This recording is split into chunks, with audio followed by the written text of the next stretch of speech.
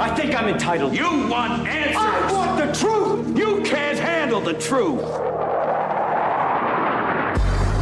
This is Larry Connors USA. Larry Connors USA. I woke up this morning, got myself a gun. Mama always said I'd be the chosen one. When people engage in harassment or bullying of Jewish individuals, where they justify the killing of Jews or use blood libel or hold Jews collectively responsible for the actions of Israel, of the Israeli government, that is anti-Semitic. There's no question about it. It's unfortunate that we need to clarify that these actions are anti-Semitic, but it makes this bill that much more necessary. What is happening at Columbia, at Yale, at UCLA, and so many other schools is reprehensible and alarming. But it cannot be discouraging. We must act so that the anti-Semitism on college campuses stops immediately. Our country's anti-discrimination laws must work for all of us, including Jewish students. Now, my Dem colleagues are tripping all over themselves because of electoral politics. They're worried about votes in Michigan and Minnesota and trying to placate a pro-Hamas element of their party. And he nailed it. That is New York Congressman Mike Lawler. He has a bipartisan bill to address the anti-Semitic attitudes and what is taking place on our university campuses and colleges. It is a bipartisan, but he's got Democrats that are holding out because, as he said, they're trying to placate, trying to make friends and stay friends with the most extreme of the squad, those who are basically willing to support Hamas terrorist activities. I know they may shout PLO, Palestinian, but they're really supporting Hamas. And many of those kids on the campuses, on the grounds and around the campuses, they don't really know the difference. To them, it's all the same. I saw one photo of a man wearing a Hamas green scarf around his head. He's just sitting there calmly texting someone. But what is on his forehead says everything. He is more than willing to support killing Jews, of course Americans as well, and destroying Israel. I'm looking at a piece here that the Hamas youth defying an order declared an encampment at Columbia, shouting out, "Columbia will burn!" And now there's another camp forming at Rutgers University. It's a plague. It's a plague of evil. We call it anti-Semitic, but it is much deeper than that. It is a hatred for Jews, the Jewish people, their culture, Israel, and anyone who would stand in the way to support them. And I'm urging you to make sure you stand in the way. Thank you for joining us. This is hour number 1 of Larry Connors USA, back-to-back here for you every Monday through Friday. And when we're on the air, we are streaming video. You can watch the program. You can go to News Talk STL, Rumble, Facebook, Twitter. Larry Connors USA, Rumble, Facebook, Twitter. If you miss anything, because I know you may not be able to stay with us listening on the air, or even when you start to watch some of the feeds on either News Talk Rumble or Larry Connors USA Rumble, you're going to be interrupted. You can always go back and pull it up and watch it again, and make sure you got everything down you wanted to at LarryConnersUSA.com or Larry Connors USA Facebook. And when you do, please push the share button. Send it on to 5 or 10 other friends and family. Get them involved. You are multiplying our numbers immensely. I've said it before, and let me remind you again, it's as simple as this. With the app, you can listen to us anywhere in the world while we're on the air. Not only this program, but any program at News Talk STL. With a phone, you have a radio in your hand, and our app is free. You simply download it, or you simply open up for streaming. News Talk STL. and we're there for you. So here we have Congressman Lawler of New York saying we've got to put an end to this. And we're here because some on the left, the progressive regressives or regressive progressives, are so afraid to move an inch closer toward the middle ground and away from the Hamas terrorists who went into Israel on October 7 and carried out carnage unbelievable, unthinkable. And now, of course, we're hearing the cry, oh, look at all the civilians they've killed in Gaza. They have killed. The Israeli Defense Forces have killed a lot of civilians. But I'm not sure how many were also killed by Hamas as they tried to escape, because Israel gave them plenty of advance notice. We're going to enter in the northern edge of Gaza, flee to the south, clear this area. Well, there are massive tunnels under Gaza because for the last 10 plus years or better, Hamas has been building these tunnels for this exact event. And they were hoping when they carried out that carnage on October 7, other Muslim nations would rise up with them and declare jihad all over the world. Well, of course, you have the usual suspects, Hezbollah, and, of course, the Houthi rebels, and Hamas, Al-Qaeda, ISIS. They all shout the same. They often war against each other. But on one thing, they're very clear, kill the Jews and Americans. But they did not get that response. Ironically and sadly, the response has come inside this nation on college campuses. Georgia Congressman Austin Scott. Speech that's designed to intimidate is not free speech.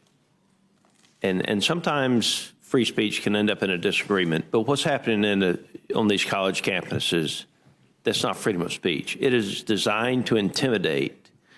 Ultimately, it's theft by having classes taken away from people who have paid for them. And, you know, I honestly think some of it's being paid for. I think it's intentional, and I think it is being egged on by many of the enemies of this country. I don't think it is just anti-Israel. I think it's anti-American. There's no doubt about it.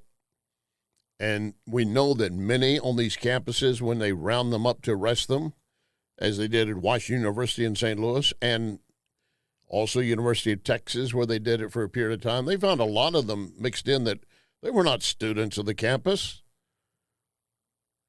And the students were told, if you repeat this again, you'll be suspended for 3 years and you will not be allowed on campus.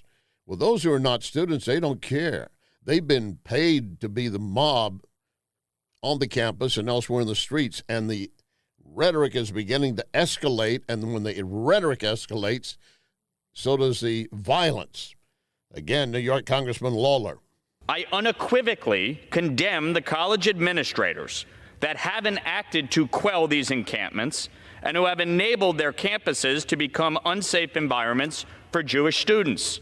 At the federal level, we must give the Department of Education the tools to identify and prosecute any anti-Semitic hate crimes committed and hold college administrators accountable for refusing to address anti-Semitism on their campuses.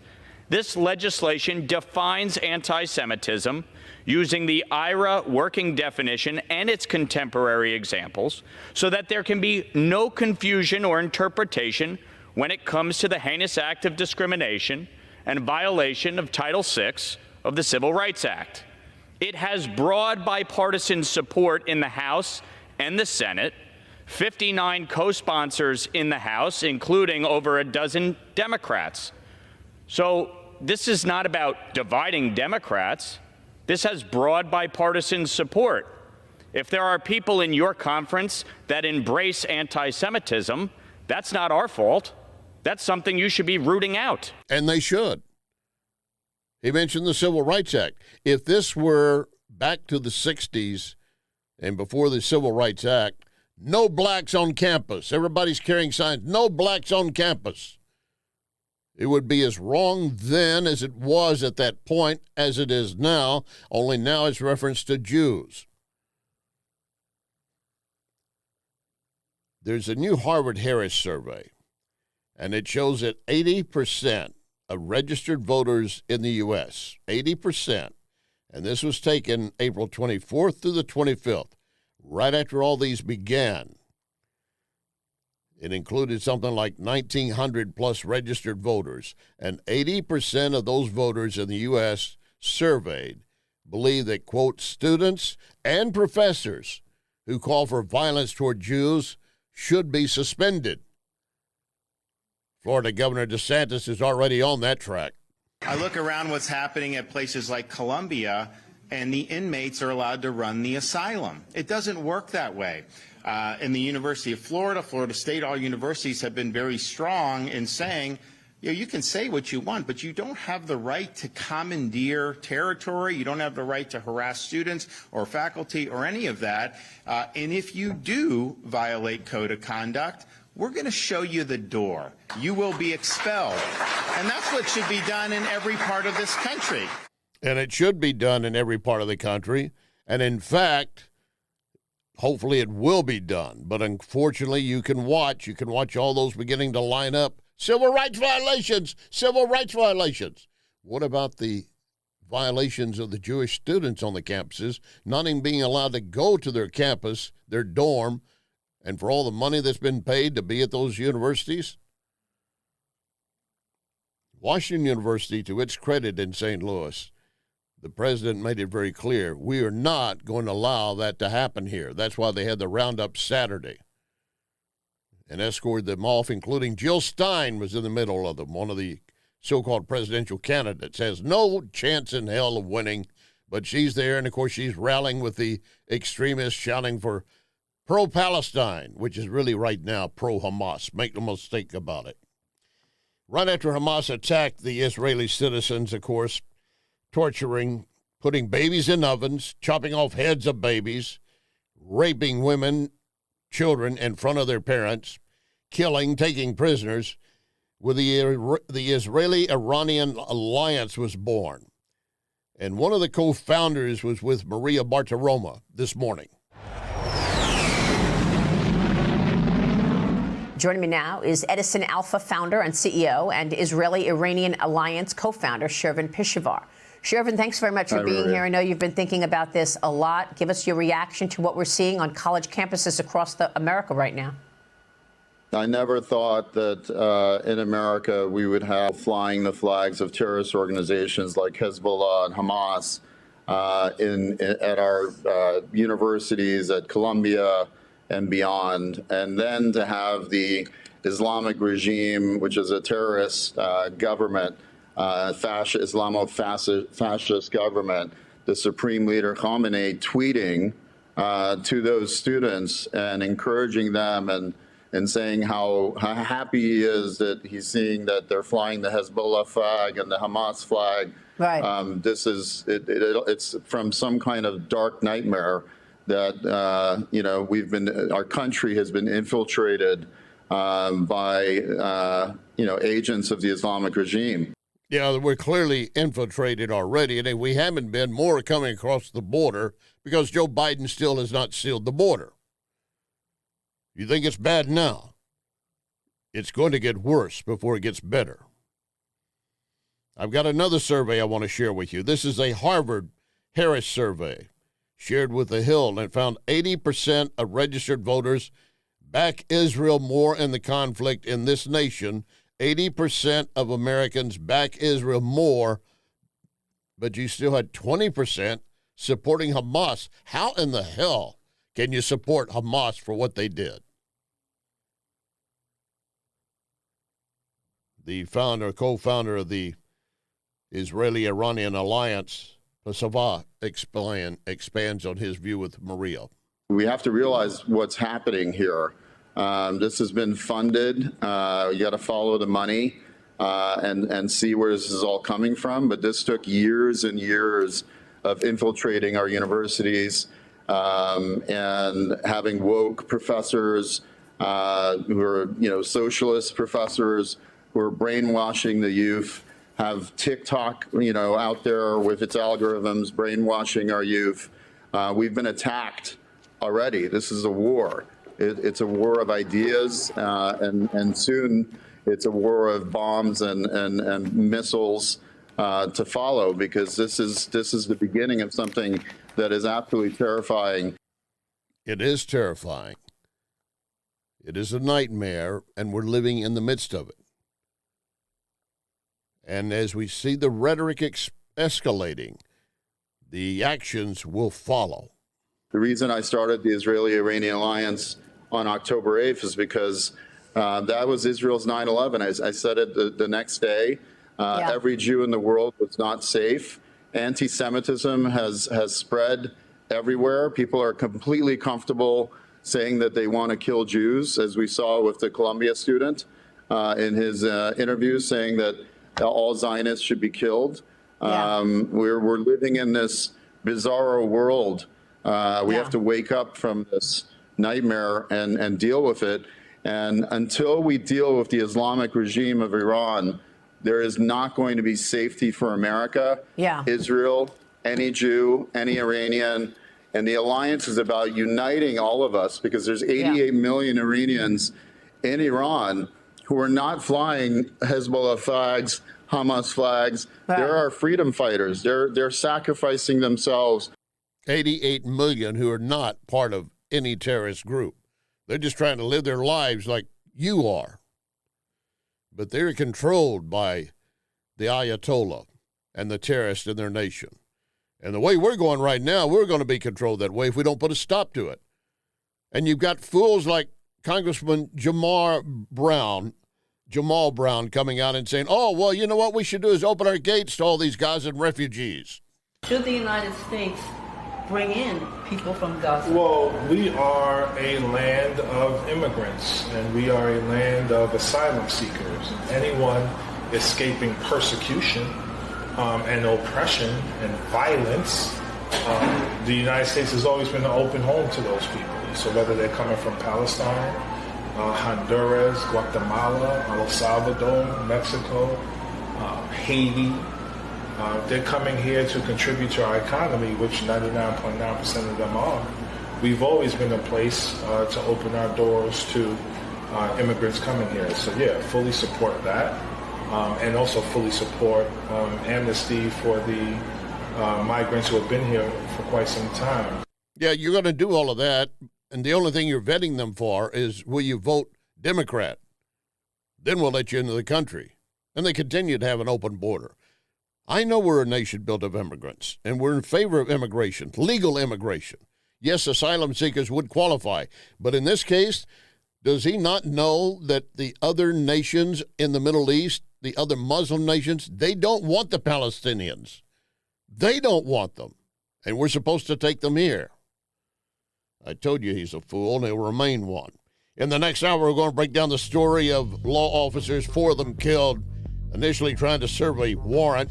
Sergeant Betsy Brantner-Smith of the National Police Association will join us. Before this hour is over, Nancy Pelosi loses it. You don't miss that with a friendly interview. But up next, the author of a book, The Myth of Voter Suppression. The Myth? Lock and load. Ready on the right.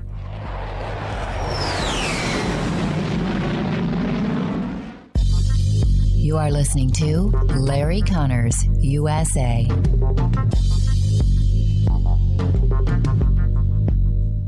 Pigeons, they are everywhere, and they're very good at dive bombing freshly washed cars. Wellington Environmental reminds you those droppings are more than a nuisance. They can be a major health issue, especially massive droppings on buildings or in parking garages.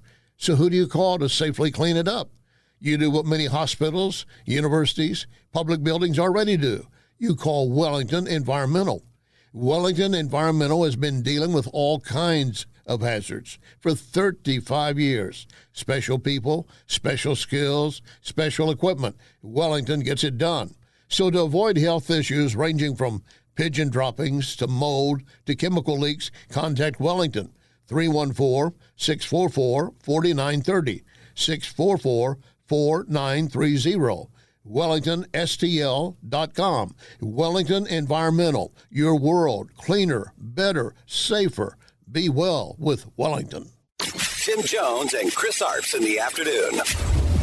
Horace, Americans individually have lost over $4,000 in income and over $7,000 where you have a household with both parents working. It shouldn't be, it's the economy stupid. We should just say, stupid! It's the economy. Unbelievable the devastation that Americans are feeling. Tim Jones and Chris Arps. Weekdays at 3:30 on News Talk STL. Are you thinking about buying medicine online? A search for online pharmacies yields more than 20 million results. But which ones can you trust? Medicines bought from unlicensed online pharmacies can be dangerous. You may get a fake drug, your condition may get worse, or you may experience a bad reaction. Don't put your health at risk. To learn how to find an online pharmacy that's safe and legal, visit fda.gov/BeSafeRx. A message from the U.S. Food and Drug Administration. Great news for my sponsor, Napoli Sea. And it's no surprise to me nor hundreds who have dined there. The first time I entered, it was clear Napoli Sea is unique. The decor, the fish, imaginative cocktails, and of course Napoli Sea is right next door to Napoli 3 in St. Charles. Napoli 2 is in Town and Country. The original Cafe Napoli is in Clayton, and I'm honored to endorse each of them. Visit any of the Cafe Napolis. This is News Talk STL. Baby, I got your number. Oh, and I know that you got mine. You know that I called you. I called too many times. You can call me, baby. You can call me anytime. You got to call me. This is Larry Connors USA. Larry Connors USA. Welcome back. As I was telling you going into the break, I've got an author of a book that some of you will say, what is this? What's the myth of voter suppression? Therein lies not only the story, but the entire book. In fact, my guest we've had on before, Fred Lucas, he is the managing investigative reporting project, or manages the investigative reporting project for the Daily Signal. Fred, glad to have you back on board, sir. Oh, yeah, thanks for having me on. Well, already going into this new election, there's always a concern about, how are we is this going to be a fair, free election? Or is somebody going to be trying to suppress votes or change votes? And now you have this book out, The Myth of Voter Suppression. You're basically saying it's all to be debunked to begin with?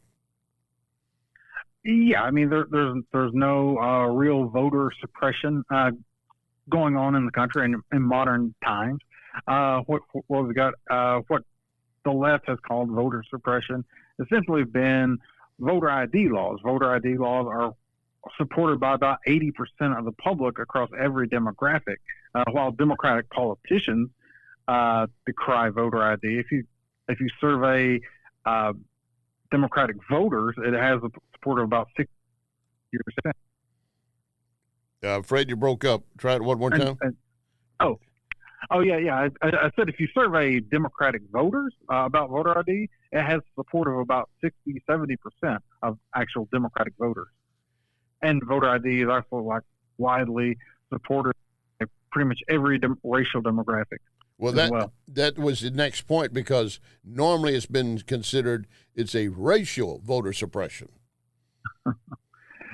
Yeah, and if anything, I think it cuts the other way. You're implying that somehow only white people are able to get out, when that's almost never the case. Apparently, according to the voter suppression myths, the white people are the only ones who know how to get a photo ID and stand there and get their picture taken. Right. Go ahead. Right. That's the implication from the Democrats.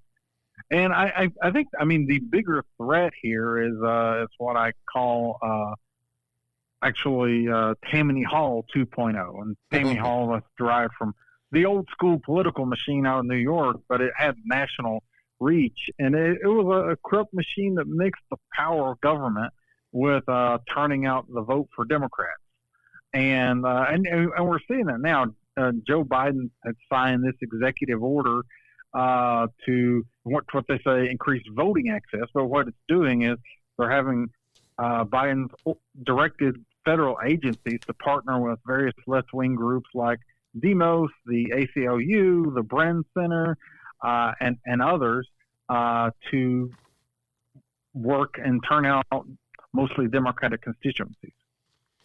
Well, I would expect them to do that. I mean, just like I would expect the Republicans and conservative caucus groups to do theirs as well. But where's the hitch? Well, I mean, the problem with the Biden executive order is that it's basically using public resources. There we go. There we go. That's the thing about the executive order. Go ahead. Yes. Right. Yeah. It's the power of government put behind this issue of turning out the vote. I mean, that's something that, Republicans don't have access to the federal treasury in this election. And I would add to this that I don't think if Trump were to win in November, and he were to just keep that executive order by Biden in place and direct federal agencies to cooperate with agencies or with various organizations that he favors, I don't think the left is going to view that as saving democracy. Oh, no, they've already said they're trying to characterize Joe Biden. He's going to be a dictator. We've already been told that. We'll be electing a dictator. Right. Might as well give him the gun with all the bullets in it. Right. So, I mean, this has just been a cheap talking point by the left for a while now, though. It's as far as voter suppression, it's their way of blocking any measure or any law out there that would increase integrity of elections. And the book, the Myth of Voter Suppression, that includes basically cleaning up and updating voter rolls, getting the names of dead people on voter rolls. Whoa! Now you're going too far, Fred. Fred, you're going too far. You're not going to let dead people vote anymore. Right. Come on. Right. Well, okay. We are suppressing that vote. Okay. We are suppressing that.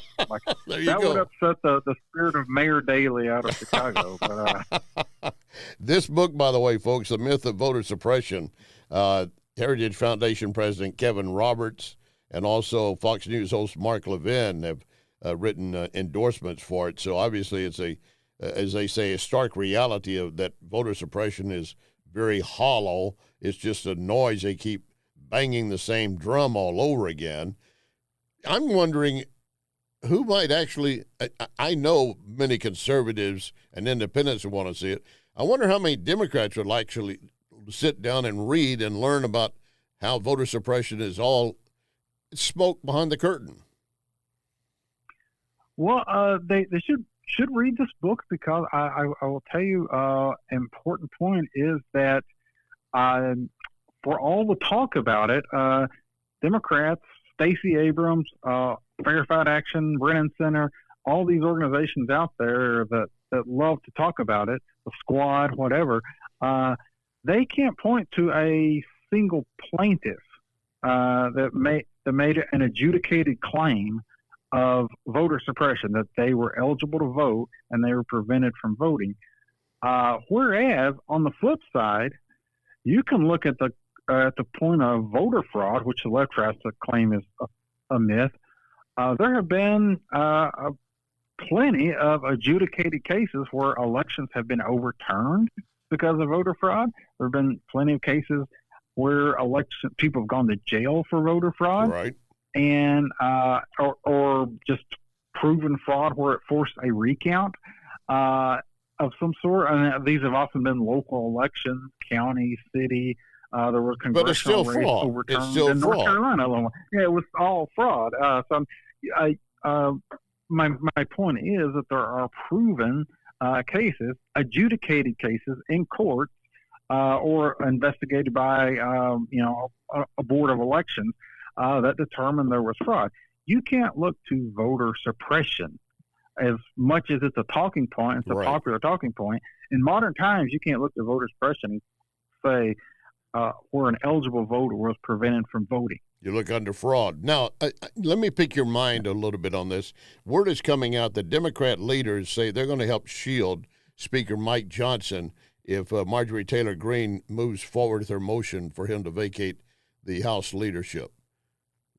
As a dealing with the Daily Wire and Daily Signal and constantly on top of that, what's your take on what's happening inside the party, the GOP party right now? Well, that's what I'm hearing. Of course, people didn't all expect the Democrats would vote with Matt Gaetz last time either when they tossed out McCarthy. So one never knows what's going to happen. If Democrats see a chance to install Hakeem Jeffries as Speaker, they might pounce on that and take it, which would presumably or potentially happen here if they throw out Speaker Johnson. So I don't know. It's tough to see, but they might also see the point of, if this keeps happening, if there is a future legitimate Hakeem Jeffries speakership, he might realize that, well, he'd have to worry about the squad and all these groups doing the same thing to him. So I think that might be where Democrats might see a self-interest in maybe siding with Speaker Johnson in this case. And it would be also because he worked with establishment Democrats, to get the Ukraine funding through, and basically sharing his leadership with the Democrats. Well, that too, yeah, and I mean that was what McCarthy was also accused of when he was pushed out. Well, what does it say Go ahead. Going into the election, though, with this disarray inside the Republican Party, it looks like it's the Republican Party's and Trump's opportunity to lose.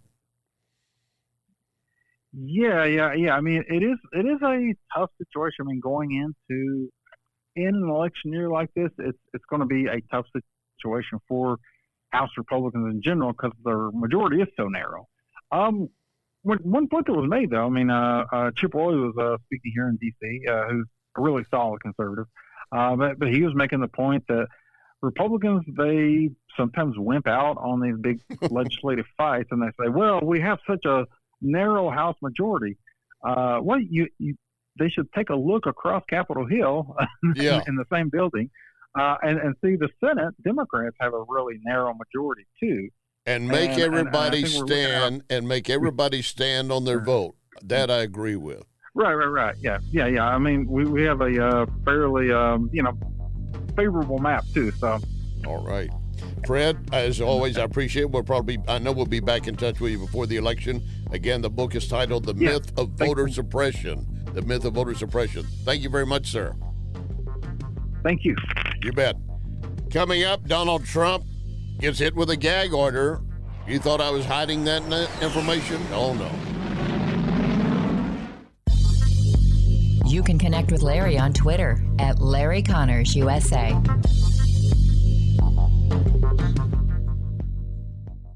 John Beal knows that right after a hailstorm, new roofing companies start popping up everywhere.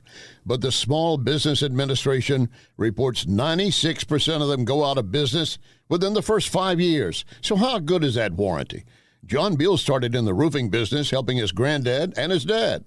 Always offering the best roof, best price, best guarantee. John Beal Roofing, not some fly-by-the-night operation. Call my friend John, 1-800-NEW-ROOF, 1-800-NEW-ROOF.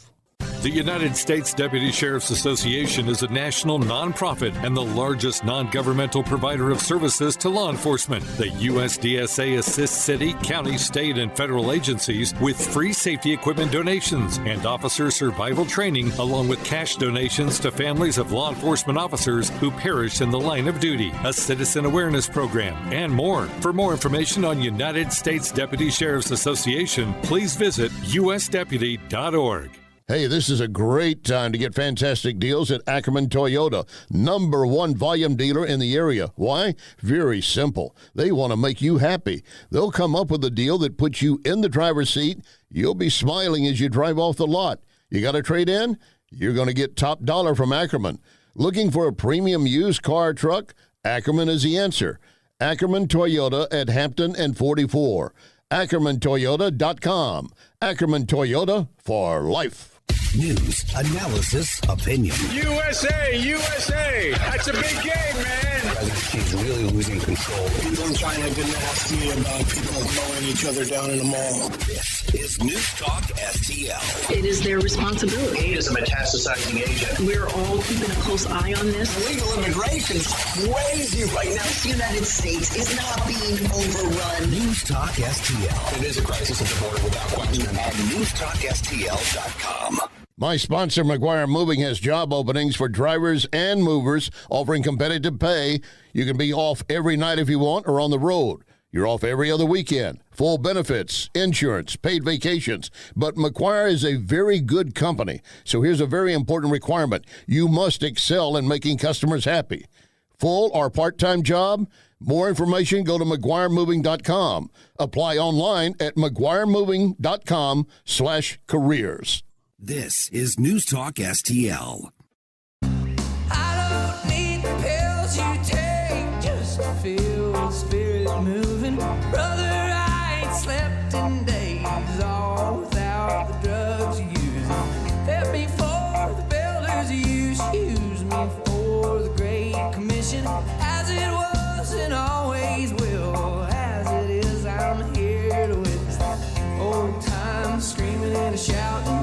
Grow up, tell it on the mountain. Faith too strong, be left out and way of trying God. This is Larry Connors USA. Larry Connors USA. I'm still waiting for him to debate. He said on the very lowly rated Howard Stern show, he said very strongly, I want to debate. Well, we haven't seen it. But we would love to debate any time, and I think it's a good time to have a debate, even though it's early. But 6 months is pretty close. November 5th is going to go down as the most important day in the history of our country, because we're going to turn our country around. Our country is going to hell. It's going to hell. It's very sad to see. But November 5th is going to be the most important day in the history of our country. So I'm going to go into this trial. I'm going to sit in a freezing cold icebox for 8 hours, 9 hours or so. They took me off the campaign trail, but the good news is my poll numbers are the highest they've ever been, so at least we're getting the word out. And everybody knows this trial is a scam. It's a scam. And a lot of Americans are buying that story, and they're really getting, even if they were not really Trump supporters, they see what's happening, and he does remind them, if they can do this to me, they can do it to you. And they're coming for you after they get through with me. And a lot of people, it's resounding. And they see this is a guy who's being kept in a court because he's a political enemy of Joe Biden and might win. And their new information says he's going to win. I'll break it down. But first, I was not trying to hide this from you earlier as we began today's program. I put it exactly where it belonged, down near the bottom. Trump got hit with a gag order. Like, I'm really surprised. Makes you want to gag. Of course, he was going to get hit with a gag order once the judge threatened it. So here's what happened today. The judge issued a $1,000 fine for each of the 9 violations and said, Trump, you must pay $9,000 by this Friday as we start business, or else you could go to jail. Now, I could fine you in contempt. And he could put him in jail. He could put him in jail for 2 days up to 30 days.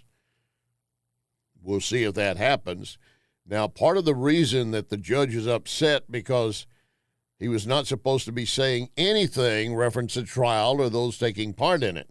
Well, he got on his social media and basically called Bragg's bluff when he said, I want him to be gagged. I don't want him to say anything else. He's violating the order. And Trump said, it'd be a great honor to be a modern-day Nelson Mandela in the clink for speaking out about the judge, Judge Merchant. He said they can say anything they want. They can continue to make up lies and everything else. They lie. They're real scum. But you know what? I'm not allowed to speak.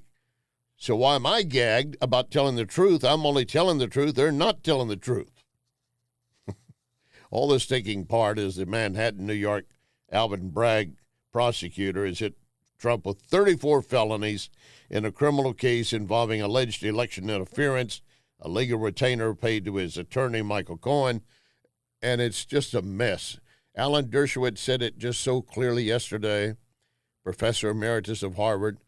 He said, brother, there's no crime here. There's no crime. Jonathan Turley has said the same thing, George Washington, law professor. There's no crime here. They took a bunch of things from years ago, remanufactured them, and packaged them only because Trump was running. If he had decided not to run for president, there would be no court case underway in Manhattan. They wouldn't even want his name brought up. But right now, he's getting free publicity every day. And yet, a new survey, this is a Emerson Hill poll, found that Trump holds the lead in all 7 swing states over Biden. This one just coming out. This will narrow Biden's electoral college path at the same time. The swing states, previous swing states, Biden was leading in 6 of them, only Michigan trailing. Now this survey shows that Trump has a 1-point lead in Michigan. How's that working out for you, Joe? Well, the Biden White House, I'm looking at a Fox opinion piece, points out the Biden White House is signaling pessimism about the election in a surprising way. Well, how are they doing that? Well, they're talking about the administration appears to be preparing for the worst, pushing through a whirlwind of regulations, including that rewrite of Title IX. And that's true. They're trying to get everything they can under the wire before Biden is out. Doesn't mean that they will stand, but you're going to have Republicans in the House hold their ranks and not give in on some of these bills. They want new FTC rules that would ban non-compete agreements. Oh, I would have liked that when I was fighting to get free of a job. When they fired me, wouldn't let me go to work, but I don't want to change everything in the nation for me. EEOC charges of racism against the company because they avoided hiring criminals. Oh, really? Are they hiring any of these campus students that are out in the street shouting death to Jews? And they want to push through more federal help on student loans. New overtime rules, new regulations detailing airline refund. They're pushing everything they can. New power plant emission rules, a ban on menthol cigarettes. Menthol considered to be the choice of cigarette among minority groups. So they think, well, we'll shut that down. They won't be getting cancer as often. That's not going to work. That's not going to work. Give me a break. And then you have the correspondence dinner that took place the other day, the president's correspondence dinner. And I'm hearing almost tears from an MSNBC reporter talking about, oh, my God, if Trump's elected, we'll never again have a correspondence dinner. I've seen that toast a bunch of times, but it landed very differently this year because depending on what happens in November, 7 months from right now, this time next year, I might not be sitting here. There might not be a White House correspondence dinner or a free press. While our democracy wouldn't exactly fall apart immediately without it, the real threat looms larger. A candidate with outward disdain, not just for a free press, but for all of our freedoms and for the rule of law itself. You dare use those words with Joe Biden in the White House, and you dare say that Trump would shut down all those freedoms? You're really worried about your correspondence dinner? You're equating it to the level of democracy? Does that mean you get an extra piece of cherry pie? Come on. Not going to be another correspondence dinner. Do you think the general public cares that you don't have your correspondence dinner? There are many correspondents that don't even go, and of course some don't get invited. I didn't get my invite again. That's all right. I had my own dinner, had my own whiskey. I didn't have any cherry pie, though. I'll have to admit that. And then you had Nancy Pelosi in an interview with what you would call a friendly interview. She's talking to Katie Kerr of MSNBC. And Nancy is going on and on about how bad Trump is, everything he's fouled up with the nation, the economy in particular. And this is, again, a friendly environment. She gets what you might classify as friendly fire from Katie Kerr, just trying to point out an obvious issue, and Nancy goes almost berserk. And Joe Biden is doing that, created 9 million jobs in his term in office. Donald Trump has the worst record of job loss of any president. So we just have to make sure people know. That was a global pandemic. He had the worst record of any president. We've had other concerns in our country. If you want to be an apologist for Donald Trump, that may be your role, but it ain't mine. And he has the worst. I don't think that anybody can accuse me of that. You want to ignore the fact that there was a pandemic? I mean, I don't think you can ignore that one, Nancy. Oh, that's right. You did ignore it because when all the salons and everything else were closed in your San Francisco area, you had one open up so you could go get your hair done. Because I'm Nancy Pelosi. I have to have my hair done. Oh, my God. Can we play that again, Quinn? This is just funny as hell. She is going on and on about Joe Biden, and Katie Kerr just simply pointed out, well, there was a pandemic, and just Nancy is almost aghast. And Joe Biden is doing that, created 9 million jobs in his term in office. Donald Trump has the worst record of job loss of any president. So we just have to make sure people know. That was a global pandemic. He had the worst record of any president. We've had other concerns in our country. If you want to be an apologist for Donald Trump, that may be your role, but it ain't mine. And I he don't has think the that worst. anybody can accuse me of that. Just ignore the pandemic. It didn't happen. And you're not going to give him credit for having, all those jobs lost during the pandemic. When everything was being shut down, Nancy, except for your salon. Well, here's something, according to Joe Biden, when he was doing his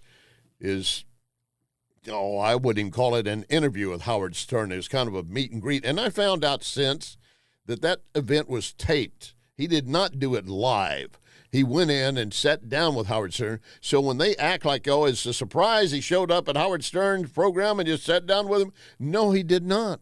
They plotted it to have it happen. They taped it and then played it on the air as if he just suddenly walked into the building. Yeah, right. I told you the other day, there's no way in hell that Stern would not know Biden was coming. And Stern did not act like the harsh, aggressive, against the man type thing that he has done in the past. Oh, he was so pliant, so sloppily licking, drooling over Biden. And then he got into a subject about one of the few jobs Joe Biden has ever had. And he had a chance for Biden to explain how many lives Joe Biden has saved.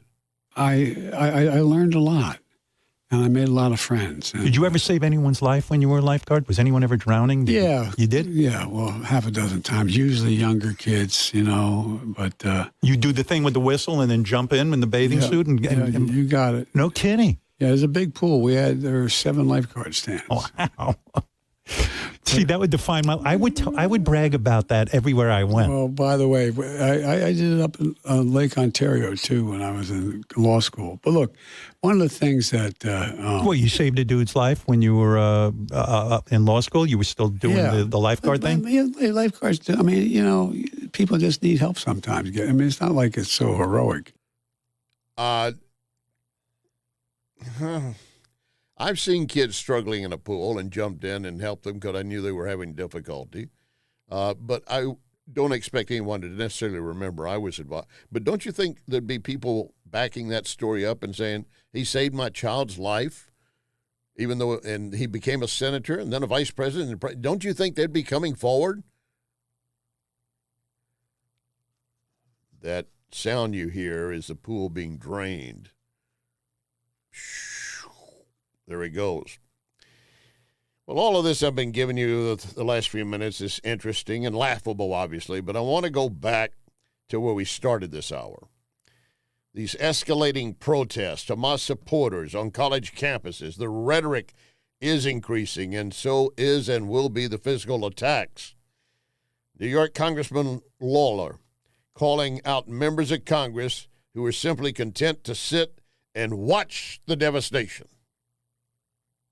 You are listening to Larry Connors, USA. You want to give someone something which they will really enjoy? Give them a Cafe Napoli gift card. You pick the amount, and they pick which of the Cafe Napolis they want to visit. Cafe Napoli in Clayton, Cafe Napoli in Town and Country, Napoli 3 on the streets of St. Charles, or right next door, Napoli C. The Napoli gift card. It's the perfect gift for anyone or your entire office. Cafe Napoli. Cafe Napoli. This is Larry Connors USA. Larry Connors USA. My Dem colleagues are tripping all over themselves because of electoral politics. They're worried about votes in Michigan and Minnesota and trying to placate a pro-Hamas element of their party. People who are parroting Hamas talking points. Literally, when I was at Columbia University last Wednesday with Speaker Johnson, Hamas endorsed the protesters on the campus grounds, saying that they are the future leaders of America. If those are the future leaders of America, God help us. God help us is right. Some of these universities are now canceling their graduation ceremonies, which means these students, if they went right into college right as they finished high school, they would have not had a high school graduation because it was during COVID. They were all canceled. They had to do it visually or some kind of thing like that. I remember one high school, they put up pictures of all the seniors all around the school, but they could not have an event to gather. They didn't have a cap and gown event then, and now because of all this going on, some of them are not going to have a cap and gown event as they graduate from college. They don't get to move the tassel from one side to the other, and suddenly they get a degree in their hand. Of course, some of them have probably been taking worthless classes anyway, things like how to spell Hamas, maybe. And as you heard stated, they're going to be our future leaders. God help us. There was a tragedy yesterday in North Carolina. It all started with police and federal agents, marshals, getting ready to serve a warrant. It escalated and got way out of control. That story coming up. And remember our pledge, one nation under God. You can hear podcasts of this program at Larry Connors USA Facebook. Larry Connors USA Facebook. If you like premium cigars and spirits, take my advice. Check out Lit Cigar Lounge in Chesterfield.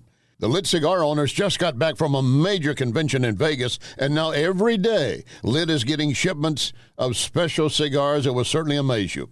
Check the Lit Cigar Facebook, staying on top of special events. Also, Lit can host a private event for you, your friends, your business.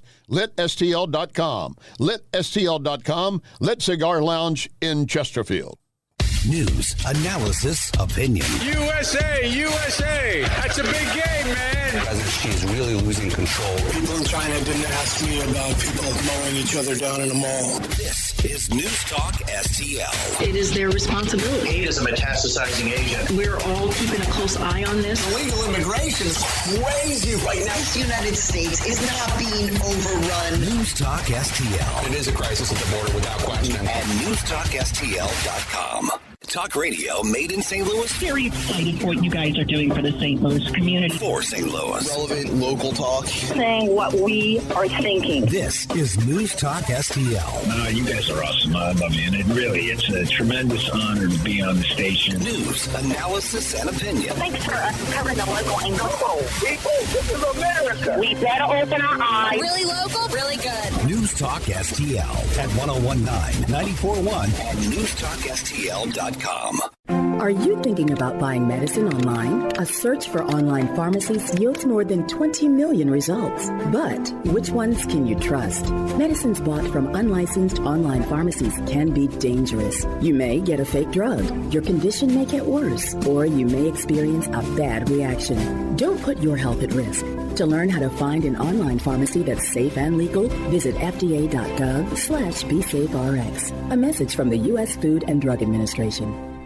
Tony Colombo here, reminding you to join us for the Bluff City Outdoors radio show and podcast, where we talk fishing, hunting, camping, and everything else involving the great outdoors. Brought to you by Bluff City Outdoors in Alton. The Bluff City Outdoors Show, Saturdays at 11 a.m. right here on News Talk STL.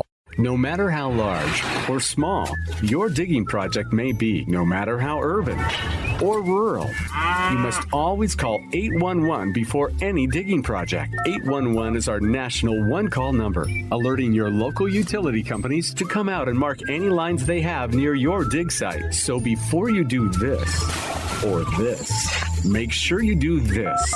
For digging projects big or small, make the call to 811. Brought to you by Common Ground Alliance.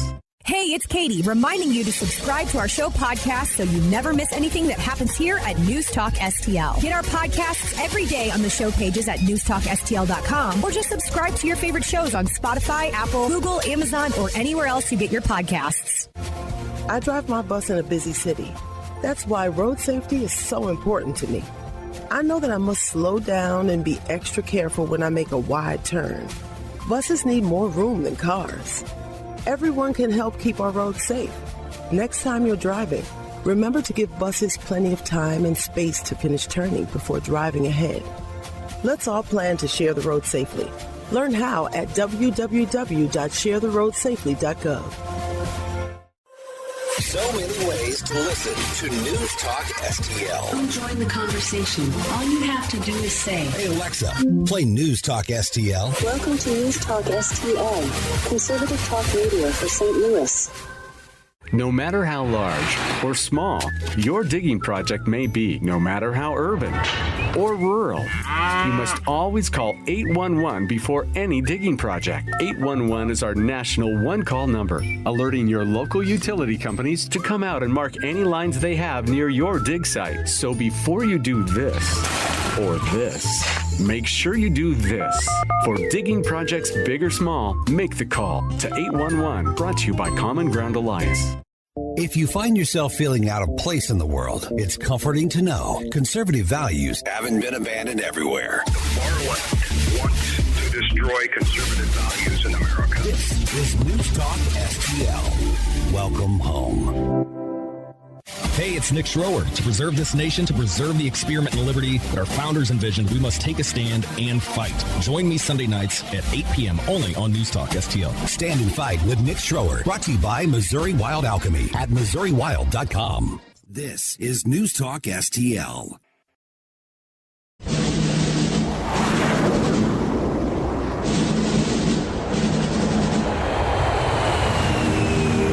You want answers? I think I'm entitled. You want answers? I want the truth! You can't handle the truth!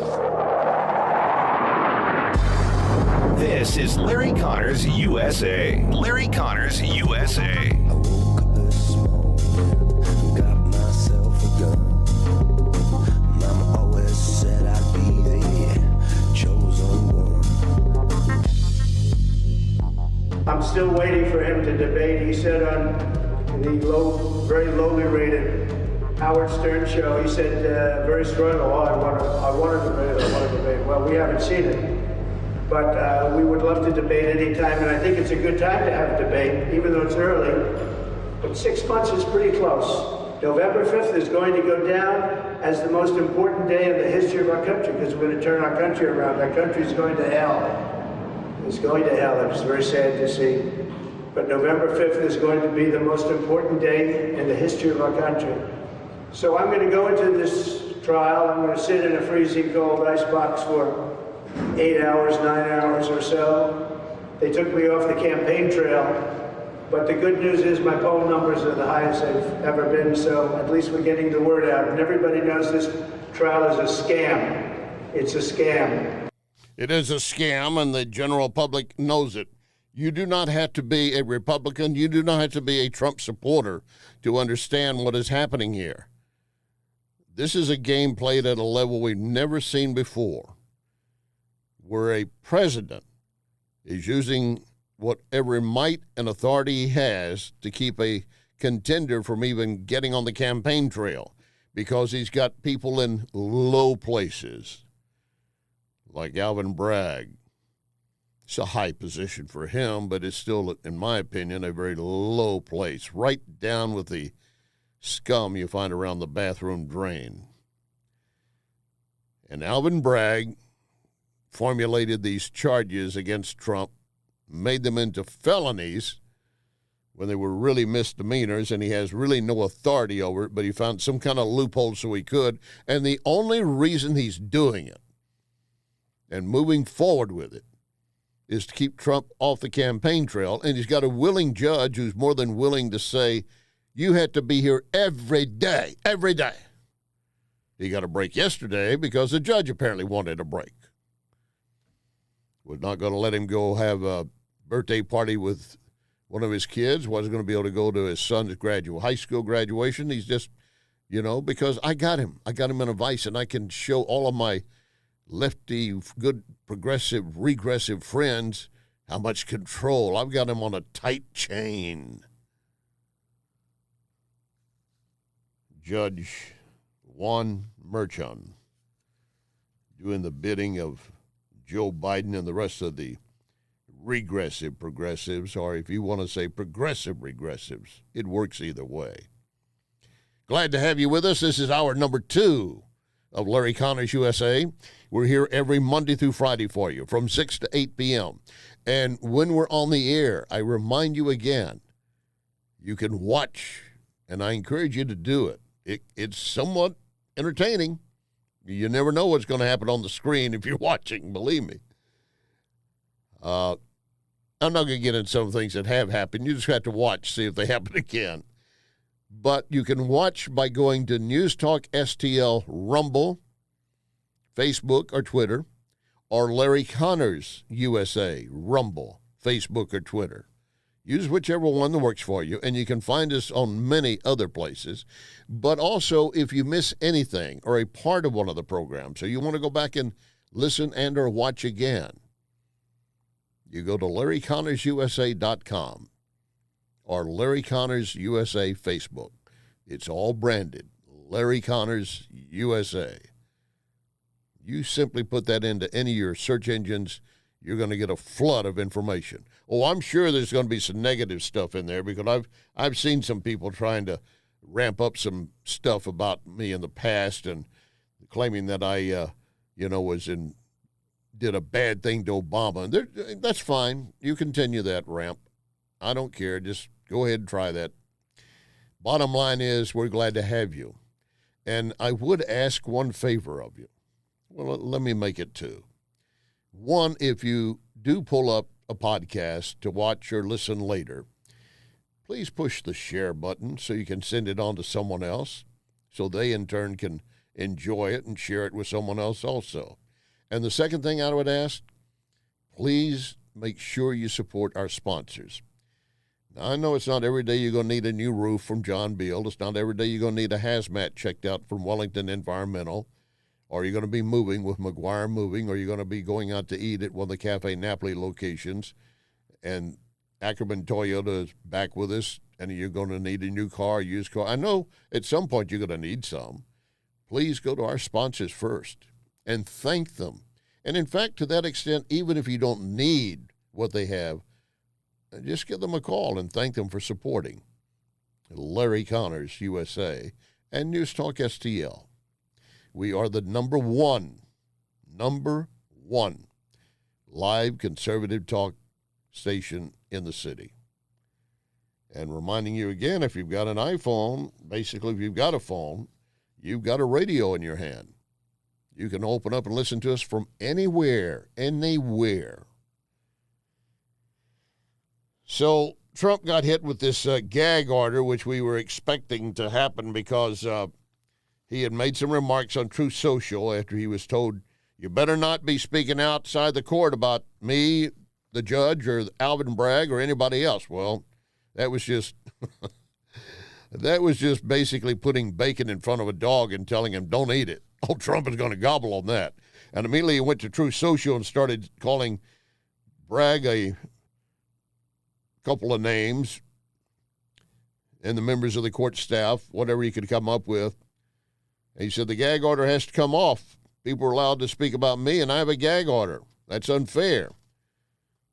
And so he said, it'd be a great honor to become a modern-day Nelson Mandela if you want to throw me in the jail for it. And they might well do that, because today with a gag order being issued as punishment now, not just a threat, the judge imposed a hefty fine for Donald Trump.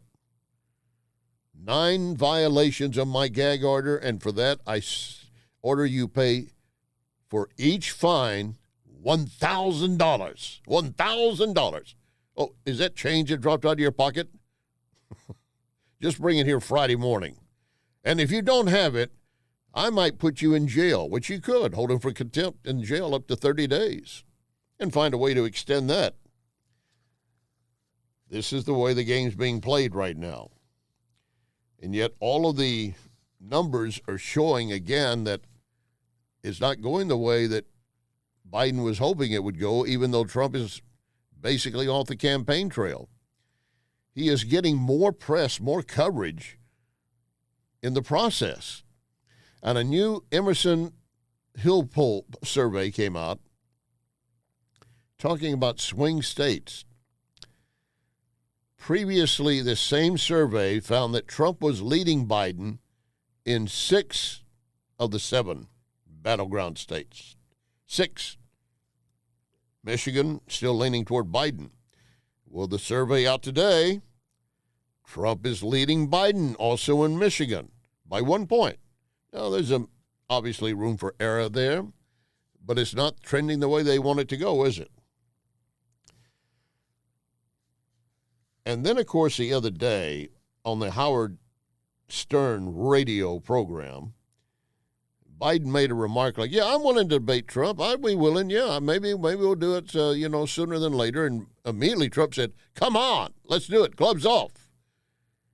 Well, Politico did a story on that and said, the Biden people do not want a debate with Joe Biden on the same stage as Donald Trump. I'm curious for what Jen Psaki's reaction would have been like if she was still in the White House when she heard President Biden blurt out during a live interview that he was going to debate. Because Biden folks don't want him to debate. They don't want to give Trump that platform and risk exposing Biden like that on national TV. Except I was thinking if I was in my old job from 2 years ago, you also don't want him to say no because no is weak and no is fear. So you have to say yes. You got to say yes. Got to put himself in a corner there, didn't he? I said that the other day. I would imagine that at the White House was he said what? He said what? Gotcha. Well, what is he going to defend? He certainly cannot defend the border, which is a major issue for Americans right now. The other one being what's in their pocket or not, their pocketbook. And those who are trying to buy a home, those are not looking good either. NBC with the latest report on mortgage rates.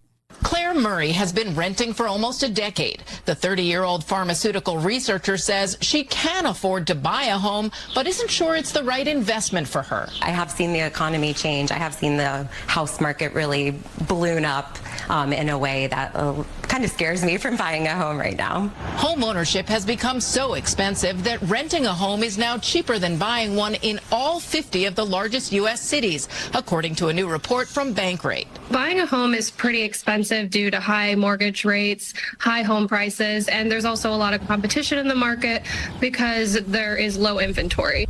And there's also a collection of businesses, hedge funds, that are buying homes up, knowing that eventually you're going to pay their price. I've said it before, and I'll share it with you again.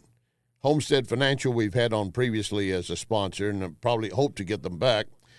They certainly should be here, but I'm going to give you the tip that we were discussing, and that is if you can get into a home now, if you can, don't overstretch yourself, but if you can, go ahead and get the home you want now.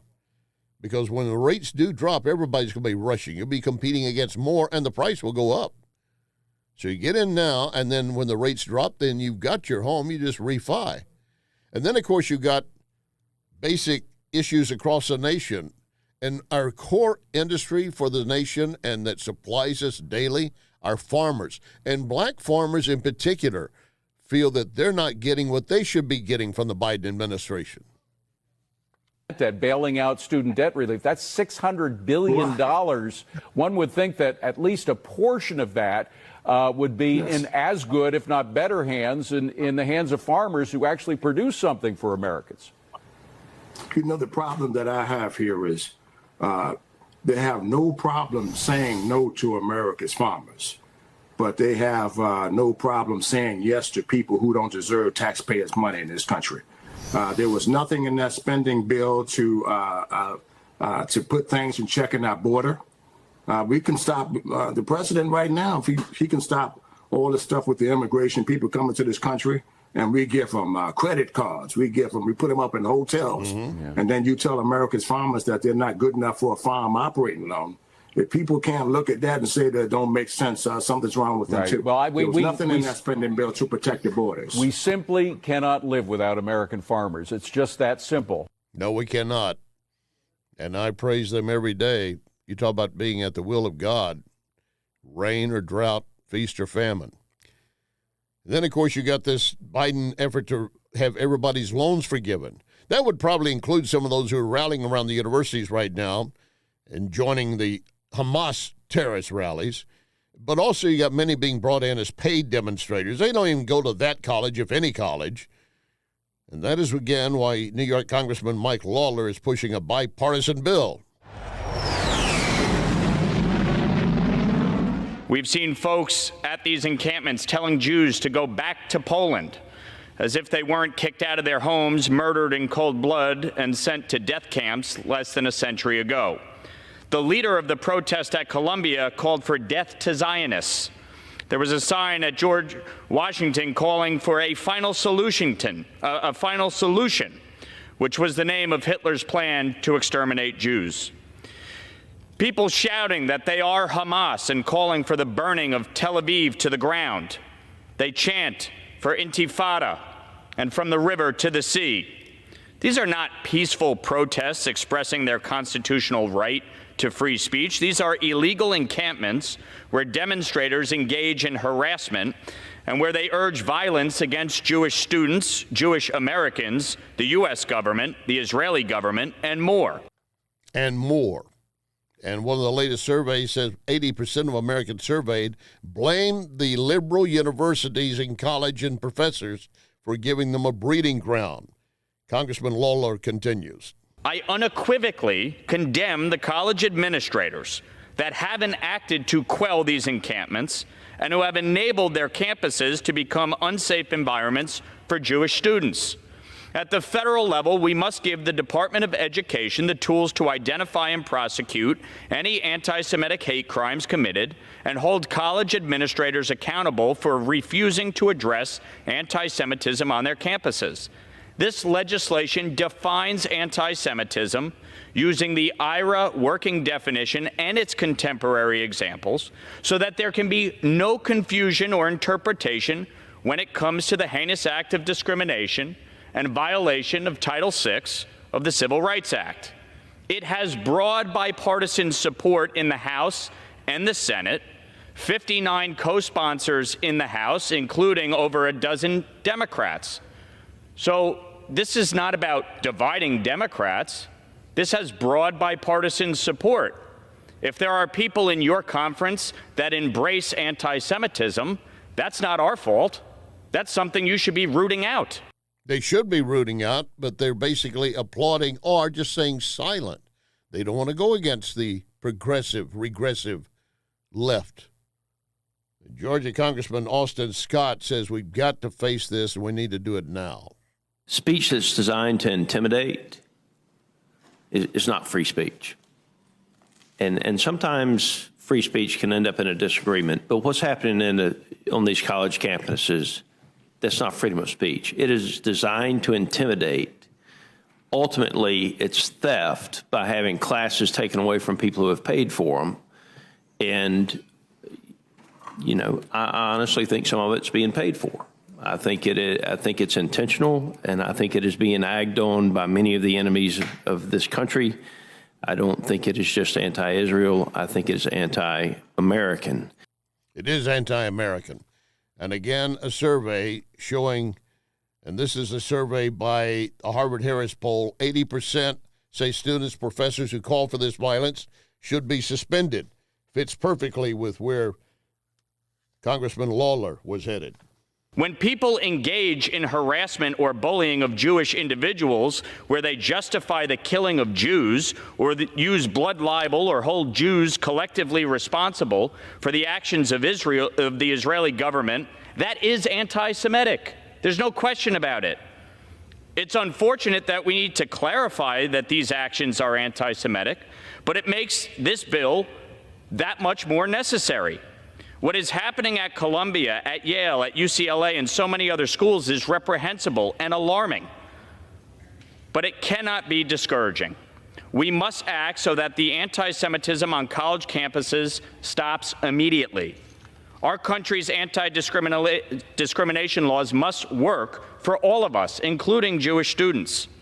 Now, my Dem colleagues are tripping all over themselves because of electoral politics.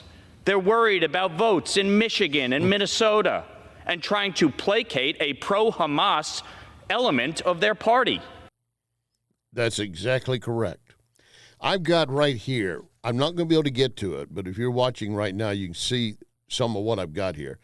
I'm going to get to it in our last segment. What took place supposedly in a place where you're teaching journalism regarding these escapades, these rallies, these near riots taking place on these college campuses. That'll be coming up before we wrap up this hour. But coming up next, Sergeant Betsy Brandt will be joining us, National Police Association, about the tragedy involving federal marshals and police in Charlotte, North Carolina, just yesterday. And unfortunately, deaths and mourning are coming. Lock and load, ready on the right. You are listening to Larry Connors, USA.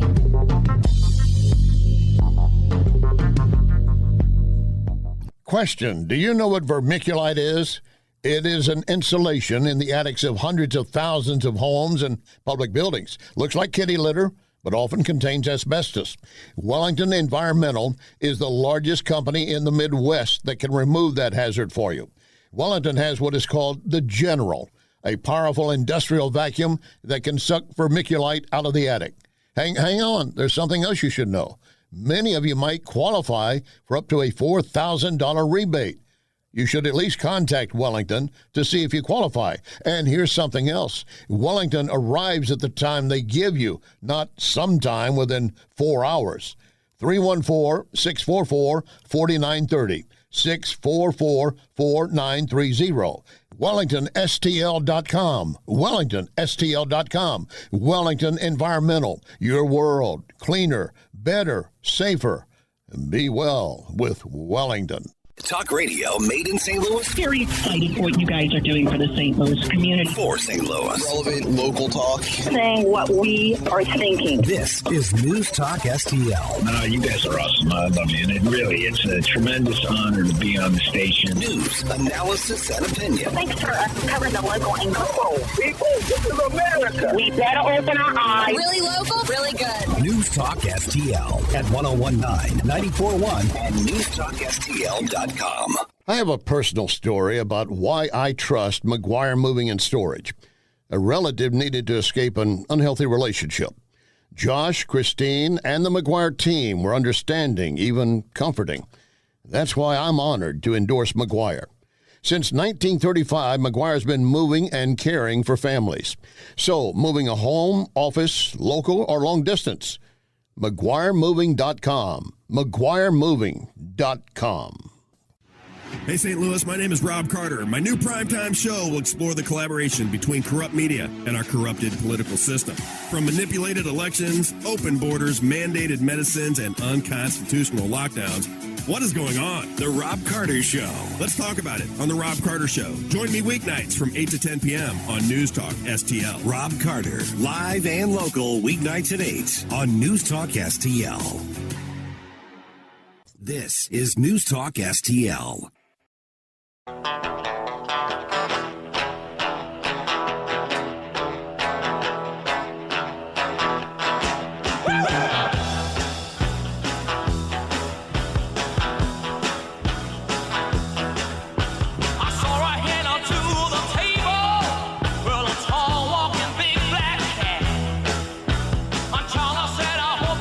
This This is Larry Connors USA. Larry Connors USA. Welcome back. Yesterday, we were watching a story kind of unfold, and it finally came to an end in a tragic fashion. First of all, let me remind you, there is no such thing as a routine traffic stop for a police officer. There's no such thing as a routine serving a warrant. You never know what you're going to encounter. And they encountered the worst yesterday in a suburb of Charlotte, North Carolina. Joining us now, Sergeant Betsy Brantner-Smith, almost 30 years as an officer, retired now, and a spokesperson for the National Police Association. Sergeant, welcome back. Hey, thanks for having me to talk about this. This is one of those things that it just tears at your heart. Basically, they were going out to serve a warrant. Now that, as I say, there's nothing really routine at any point, but they knew they were going to possibly face some trouble. Take it from there. Right. So about 1:30 Eastern time yesterday, members of a U.S. Marshals Fugitive Task Force went out to serve a warrant on Terry Clark Hughes, 39-year-old, wanted for a weapons violation, a fleeing violation. This is a man who has a lengthy arrest history. He's a drug dealer, illegal weapons possession, all that. The officers, started to approach the house and immediately took fire from inside the house. They took fire from the front and back. And some of the rounds that were fired at them pierced their body armor. That's why we have this horribly high fatality rate. We've got 4 officers killed, 4 more that are in the hospital.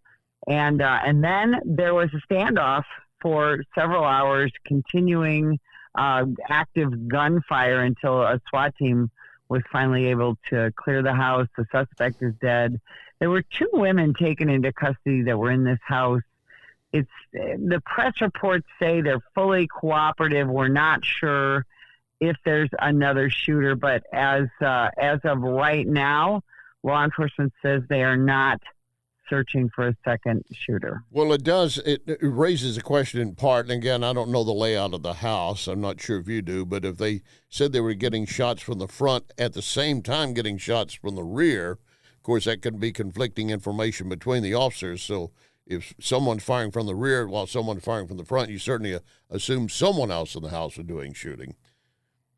Well, and this is the thing, they're searching. They're actually sifting through all the body camera. I mean, it's still very much an active crime scene right now, trying to get a handle on what really happened. And I'll tell you, in my experience, officers on the U.S.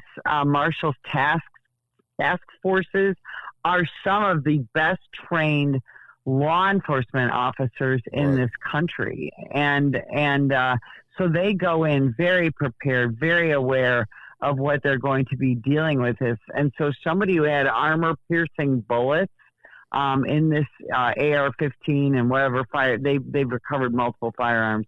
This is a bad guy who likely wanted to go out in a blaze of glory, which he certainly did. And now you have 8 men, 4 murdered, who all have they have wives and children, and again, this is just a couple of weeks before Police Memorial Week, where we're going to put over 200 new names on the National Law Enforcement Officers Memorial Wall. And 4 in one incident at one location. And the other part of the story here is that you talk about armor-piercing ammunition, obviously high-powered. You say AR-15. Has that been confirmed? They have recovered an AR-15 and some other handguns, but it not necessarily was that the rifle But used. you know what the left is going to say, and some of them, unfortunately, and I hate to admit it, some of them are almost smiling, so it serves them right for allowing those kinds of weapons on the street. I'll tell you, my Twitter timeline is so full of these anti-gunners. The National Police Association is the most pro pro-firearm, pro-Second Amendment police organization in the country. And this man who murdered these police officers was an illegal possessor, had been so for a lengthy amount of time. This is not a Second Amendment case. This is a criminal who got access to firearms. Absolutely. And we've got to stop equating them with law-abiding gun owners. And here's the thing. No, they're going to say that more laws would have stopped that. That's what they're going to tell you. Exactly. You know, it's last time I looked, it's against the law to murder a cop. Yes. It's against the law to shoot people when you're not shooting in self-defense. And this is the thing, and you and I have talked about this.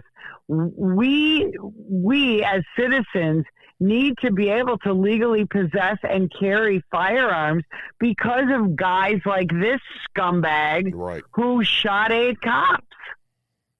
And, when I first saw the casualty count, I thought, was he a trained sniper? He was taking headshots, or was he hitting areas that were not protected by body armor?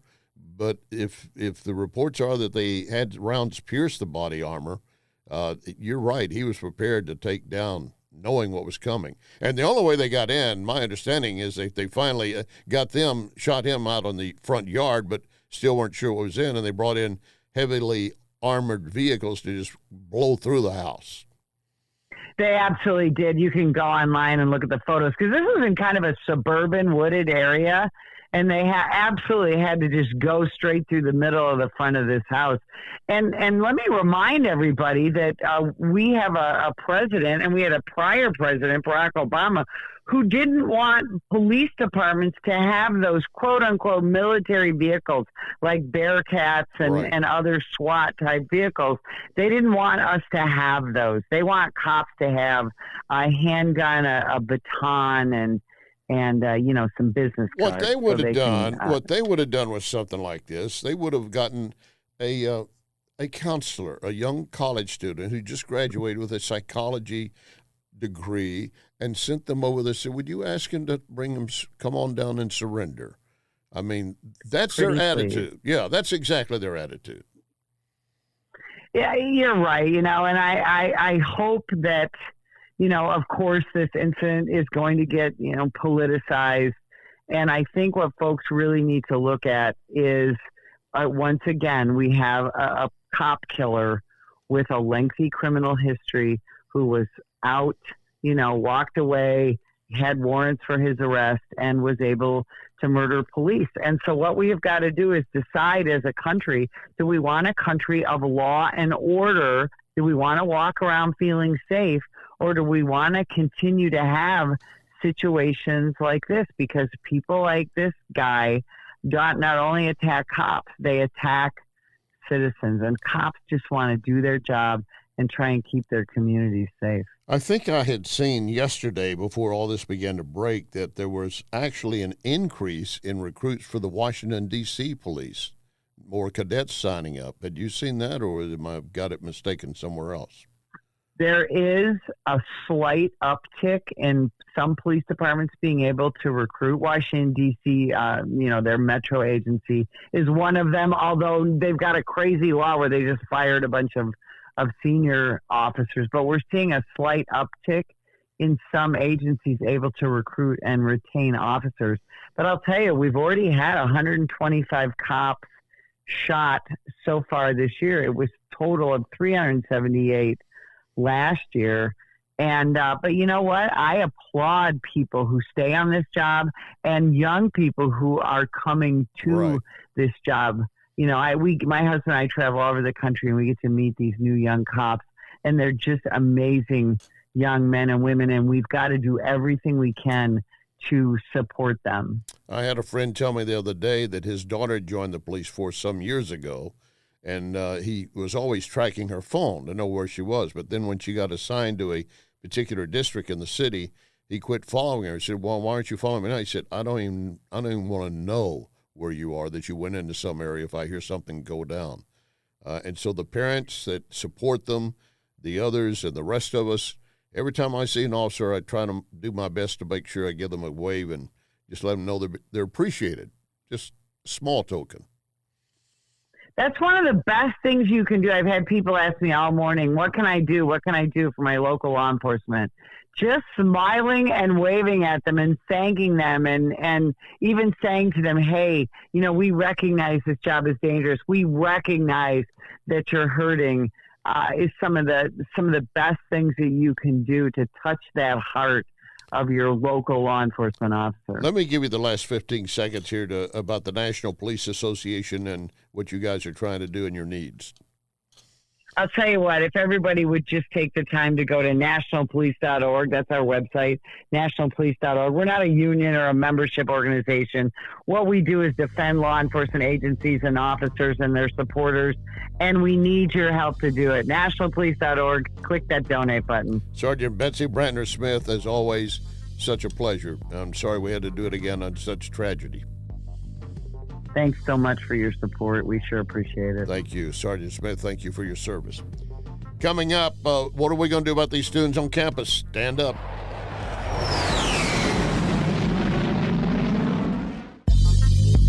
You can connect with Larry on Twitter at LarryConnersUSA. John Beal knows that new roofing companies can look big and trustworthy on the internet, but the fact is 96% of new roofing companies go out of business within the first 5 years. John Beal has a reputation for excellence, reliability, plus lowest cost, best roof, best guarantee. Those here today, gone tomorrow roofers, they can't match John Beal. For home or business, trust my friend John. 1-800-NEW-ROOF. 1-800-NEW-ROOF. No matter how large or small your digging project may be, no matter how urban or rural, you must always call 811 before any digging project. 811 is our national one-call number, alerting your local utility companies to come out and mark any lines they have near your dig site. So before you do this or this, make sure you do this. For digging projects big or small, make the call to 811, brought to you by Common Ground Alliance. Have you seen the 2024 Toyota RAV4? Boy, that's an outstanding vehicle, and Ackerman Toyota has one just for you at the best price. Ackerman is the #1 volume Toyota dealer in the area. Want a Camry? Maybe you want something bigger. A Toyota crossover. All the performance of an SUV, but a more compact size. Ackerman Toyota at Hampton and 44. AckermanToyota.com. Ackerman Toyota for life. The United States Deputy Sheriff's Association is a national nonprofit and the largest non-governmental provider of services to law enforcement. The USDSA assists city, county, state, and federal agencies with free safety equipment donations and officer survival training, along with cash donations to families of law enforcement officers who perished in the line of duty, a citizen awareness program, and more. For more information on United States Deputy Sheriff's Association, please visit usdeputy.org. If you like premium cigars and spirits, take my advice. Check out Lit Cigar Lounge in Chesterfield. The Lit Cigar owners just got back from a major convention in Vegas, and now every day, Lit is getting shipments of special cigars that will certainly amaze you. Check the Lit Cigar Facebook, staying on top of special events. Also, Lit can host a private event for you, your friends, your business. LitSTL.com. LitSTL.com. Lit Cigar Lounge in Chesterfield. This is News Talk STL.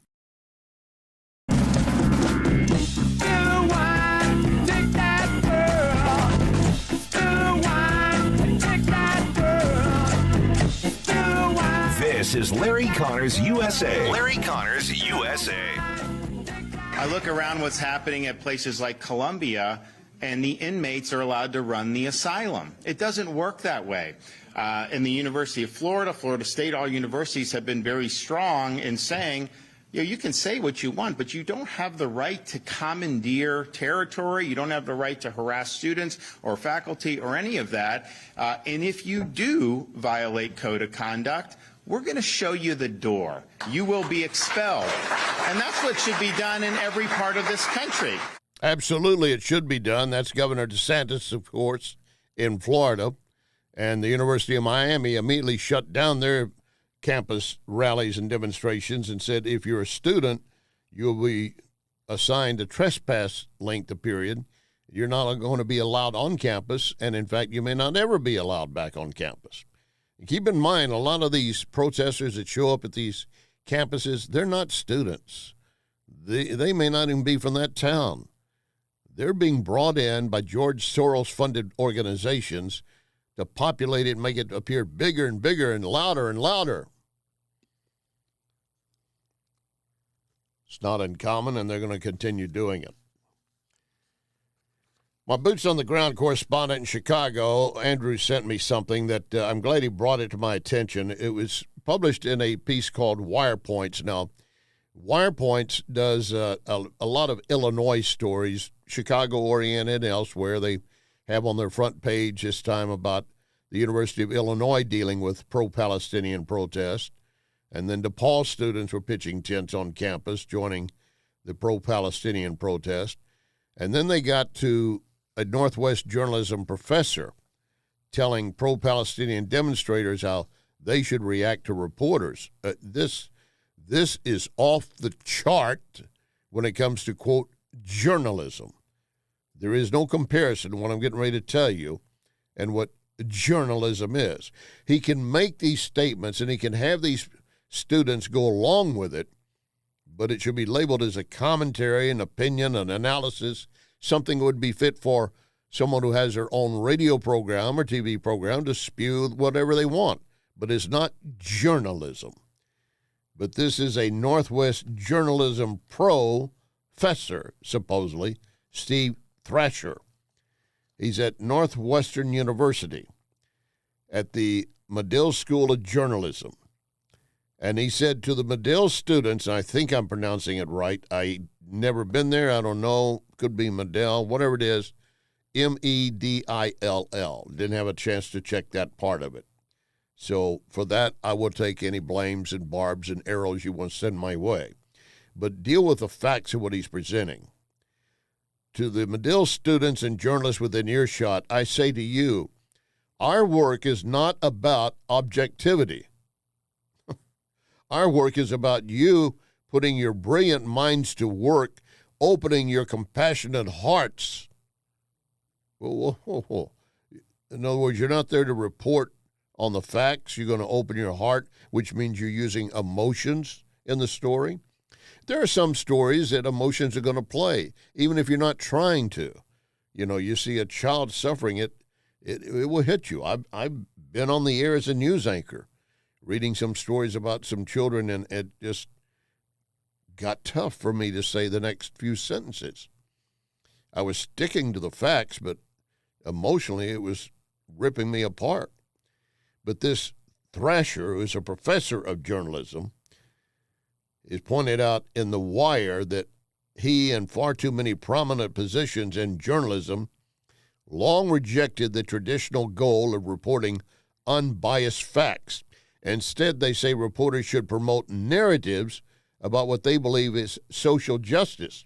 It is called advocacy journalism, or to critics, woke journalism. I actually presented this to a TV station a dozen plus years ago, that we could take a more advocacy position on things vital to the community. I'm not talking about social justice causes, but things that, this needs to be done. We're just reporting on it day after day, and nothing gets done. Maybe we need to be, more forceful in it.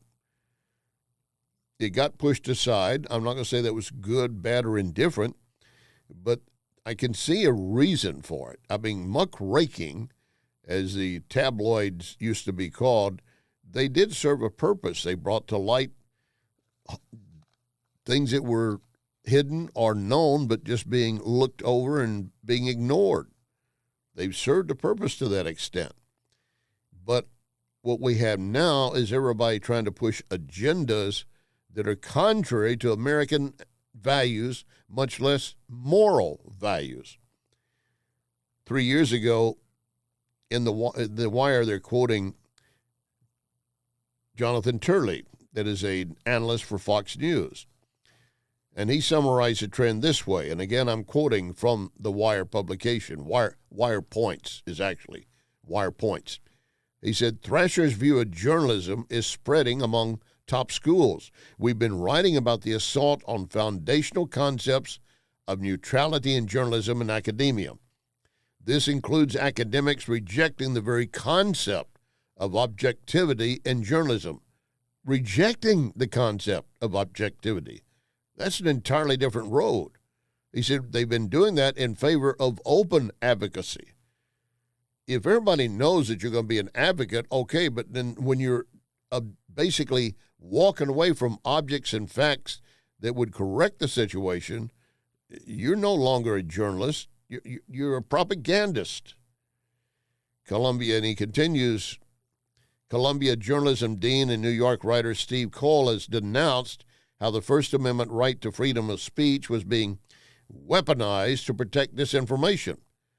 Likewise, the University of North Carolina recently offered an academic chair in journalism to the New York Times' Nicole Hannah Jones. Remember her? Hannah Jones awarded a Pulitzer Prize for her writing on the 1619 Project, which she has been criticized for her role in purging any dissenting views from the New York pages and embracing absurd anti-police conspiracies. Northwestern University, I should say, apparently seems fine with Thrasher's substitution of opinion for fact. The bio on their site reads, as a teacher, he encourages students to draw upon history, theory, culture, and reporting to critically read and create media narratives. Create media narratives. It raises a question here that I had in my mind as soon as I saw it. Is that what journalists are supposed to do? Create media narratives?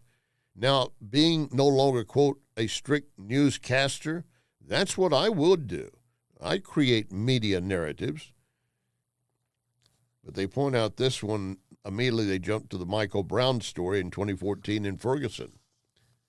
Put Black Lives Matter in the national spotlight, gave rise to the Hands Up, Don't Shoot slogan, used incessantly, and then riots followed. Then a grand jury concluded there was no probable cause to even charge the cop, that he acted in self-defense.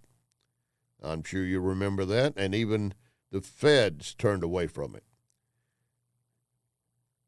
And if you remember, Obama was in the White House at the time, and he immediately sent his attorney general here to oversee the case. You talk about making it clear where you stand on things. You send your attorney general in to deal with a shooting that took place because they're immediately going to claim it was wrong shooting. But the Justice Department in the end had to agree that nothing, no violation of civil rights, nothing that met the standards. Today, though, the way the department has been weaponized, I'm not sure that would happen. And that should be a fear for all of us. I don't care if you're at the high strata income or the low strong. I don't care what your color is or your gender or your religion. If they decide to make you the target, you better hope to hell that people are around to make sure that proper justice is carried out. Not a vigilante justice, and not something created just because someone had it in for you. And there's the difference. All right, let me turn to another subject for you. We are learning more and more about Joe Biden's life. In fact, the things we're learning are pretty darn amazing considering some of the things he did, and we're just now hearing about them. And how did we learn about them? Well, he went on the Howard Stern show. And for the first time, we've learned that as a swimming pool guard, he saved lives. In fact, several. At least that's what he told Howard Stern.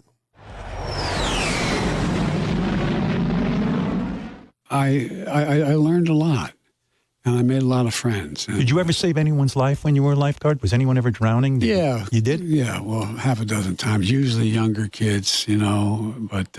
You do the thing with the whistle and then jump in the bathing suit? And you got it. No kidding. Yeah, there's a big pool. There were 7 lifeguards stands. Wow.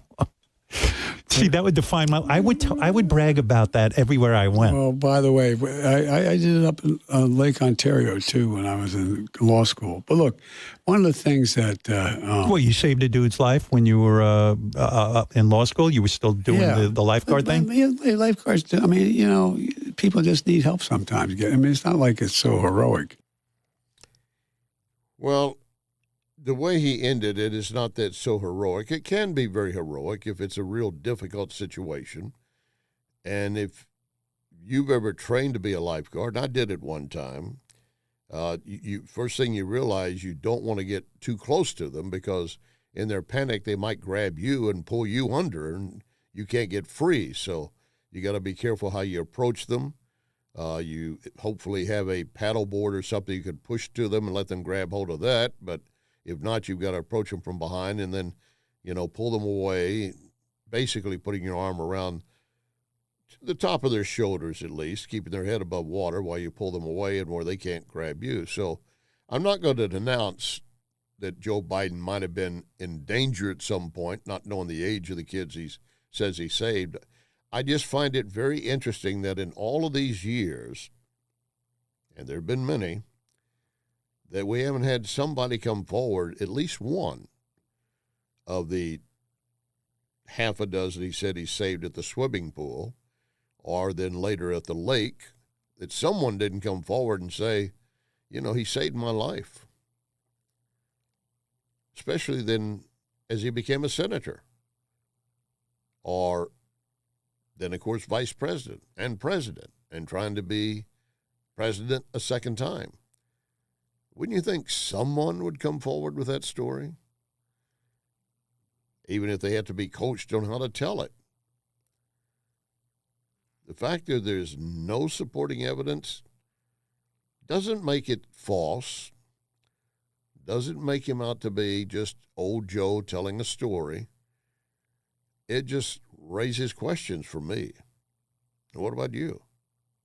Oh, there's another story we learned. There's another story he learned while he was talking to Howard Stern that he just kind of brought up in a way. I can't even begin to tell you how they got into this conversation. I mean, this was not a hard-hitting interview. This was not Howard Stern being the in-your-face man. Howard Stern, who used to have naked women in the studio and go say and do things on the air, I knew about him, and when I first got into the business, I'd see and hear about some of the stuff he was doing, and I'm thinking, man, if I ever did anything like that, I'd be fired immediately. And yet he was allowed to do it. The so-called shock jock was all acceptable then. Well, he wasn't trying to be a shock jock with Biden. And in fact, this was an arranged interview, recorded, and then played back as if it were just basically extemporaneous when it wasn't. But the interesting fact that came up involves Joe Biden being arrested. And I looked at my mom. I said, honey, you haven't said anything. She said, Joey, remember? True story. She said, remember when they were desegregating Linfield, the neighborhood? There was, 70 homes built at one suburbia. And I told you, and there was a black family moving in, and there was people who were down there protesting. I told you not to go down there, and you went down. Remember that? And you got arrested by standing on the porch with a black family. Right. And they brought you back, the police. And I said, yeah, Mom, I remember that. Therein lies a call for black votes. I don't know if it happened or not. I don't know if Joe knows if it happens or not. I don't know if it did happen and his mom reminded him and he kind of vaguely remembered. I don't know anything other than what he said. And neither does anyone else, I'm sure, at this point. But again, I don't see anyone coming forward and backing that story up.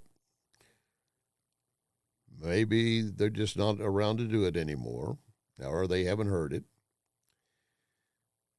But we do know this. Joe Biden is always pandering to anyone that will help him, especially when it comes to votes. And I'm going to add money. Oh, Larry, you did not do that. Yes, I did. Has anyone proven he's gotten any money illegally, Larry? Officially, no. But there are those bank records. And I take the attitude that James Comer the other day, when Dick Durbin was complaining, you keep having all this, and you're not even going to try him. You can't even convict him on anything. You can't impeach him. And Comer said, who says we're not going to try? As always, I appreciate you listening. Let others know, please. And remember our pledge, one nation under God.